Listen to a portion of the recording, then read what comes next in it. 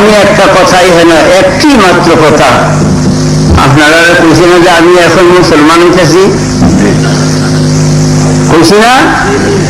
এই যে আজ কইছি 40-42 বছর আগে থেকে কইছি সারা বাংলায়।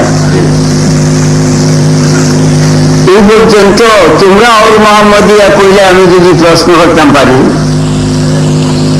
আমি যে এই কথা বলতেছি তোমরা মনে প্রশ্ন না কোন কারণে?